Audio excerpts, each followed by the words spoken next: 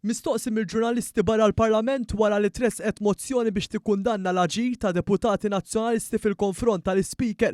Il-Prim Ministru Roberta Bela qal kif l-Oppożizzjoni tnejn filgħaxija kellha kull ċans biex tiddibatti jew tispjega għaliex ġabet ruħha b'dan il-mod, iżda minflok abdikat kompletament mir-responsabilità tagħha.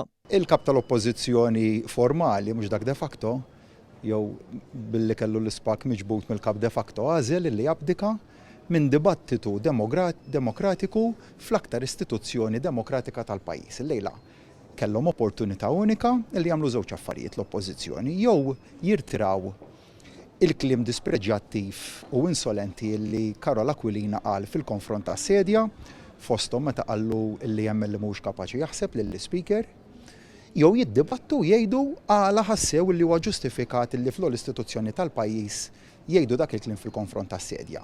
Il-Prim Ministru żied jgħid li b'dak li qed jagħmel il-Gvern qed jipproteġi l-istituzzjonijiet ta' pajjiżna fosthom il-Parlament u t-tmexxija tiegħu.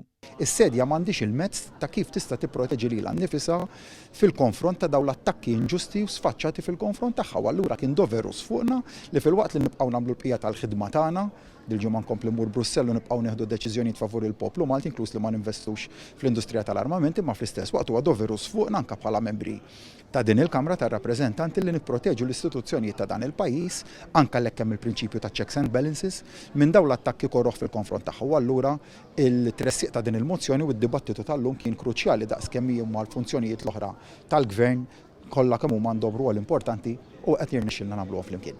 Sa dan it-tant fi stqarrija l-Partit Laburista qal kif illum il-poplu Malti Wawċi rabajneħ kap tal-Oppożizzjoni dajjef li mhux kapaċi jieħu deċiżjoni.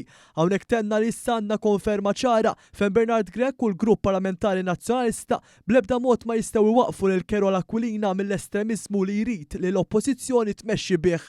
L-istqarrija qalet li għalhekk l-unika għażla li kien fadallu Bernard Grech kien li jfarfar jabdika mir-responsabilità u jaħrab il-barra. Il-Partit Nazzjonalista spiċċa f'konfużjoni u kaos tenna l-Partit Laburista. Bejn il-politika ta' mibeda u l-politika li tikkundanna l-mibeda, Bernard Grech u d-deputati nazzjonalisti jaslu l-politika tal-mibeda ta' Carola Aquilina. Illum Bernard Grech u d-deputati kollha nazzjonalisti konfermaw issa biċ-ċertifikat lil Carola Aquilina bħala l-kap veru tal-Partit Nazzjonalista. L-istqarrija tenniet li fid-djufija tiegħu Bernard Grech għadda ċpievet ta' tmexxija tal-Partit Nazzjonalista b'mod uffiċjali lid-deputat estremista. Carola Aquilina issa sar il-Partit Nazzjonalista u l-Partit Nazzjonalista sar Carola Aquilina, temm jgħid il-Partit Laburista.